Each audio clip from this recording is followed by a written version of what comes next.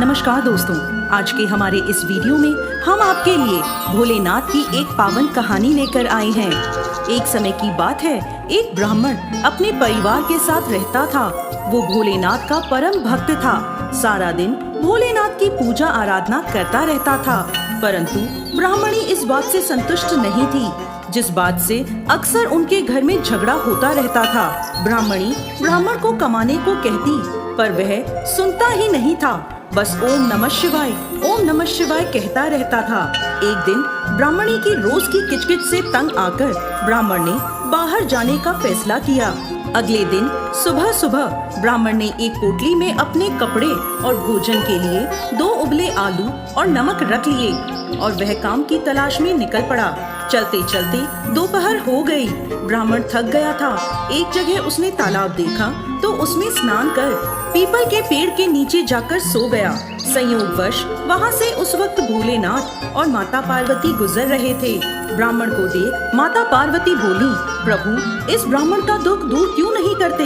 भोलेनाथ बोले, पार्वती सब कर्मों का फल होता है जो मनुष्य भुगतता है। पार्वती जी बोली, लेकिन प्रभु आप इसकी दरिद्रता दूर करें।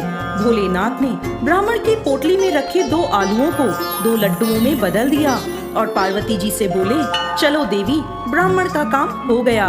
ब्राह्मण जब नींद से उठा तो उसने भोजन करने के लिए अपनी पोटली खोली। पोटली में 2 लड्डू देखकर ब्राह्मण बोला, ब्राह्मणी ने ये काम तो बहुत अच्छा कर दिया। ब्राह्मण ने लड्डू खाया और बोला, बड़ा स्वादिष्ट लड्डू है, मैंने पहले ऐसा लड्डू कभी नहीं खाया।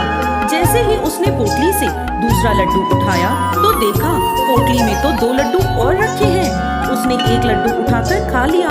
फिर पोटली में देखा तो 2 लड्डू फिर से रखे दिखे। ऐसा करते करते ब्राह्मण ने पेट भरकर लड्डू खा लिए। पोटली में अभी भी 2 लड्डू रखे थे। ब्राह्मण ने पोटली उठाई और ओम नमः शिवाय कहता अपने घर की ओर चल पड़ा। घर पहुंचकर ब्राह्मण ने ब्राह्मणी को पोटली की सारी बात बता दी और बोला, देखा भोलेनाथ की कैसी कृपा हुई है। ब्राह्मणी और बच्चों ने भी पेट भरकर लड्डू खाए। अब उन्होंने लड्डू की दुकान खोल ली। अब लोग लड्डू खरीदने आने लगे। कुछ दिनों में आसपास के लोग सोचने लगे कि ये लड्डू आते कहाँ से हैं? कोई कारीगर नहीं दिखता, ये लड्डू बनाते कहाँ हैं? धीरे धीरे ब्राह्मण के दिन फिर गए। अच्छा घर बना लिया। ब्राह्मण के खूब ठाट बाट हो गए, लेकिन लोग ईर्ष्या करने लगे और एक दिन पोटली का राज ब्राह्मण के पड़ोसी को पता चल गया। उसने राजा से जाकर चुगली कर दी, राजा जी ऐसे पोटली राजा के घर शोभा देती है। राजा ने सैनिकों को हुक्म दिया कि वह पोटली ब्राह्मण से लेकर राजमहल में ले आए। राजा की आज्ञा थी तो ब्राह्मण ने पोटली दे दी। पोटली के जाते ही ब्राह्मण के फिर वही हाल हो गए।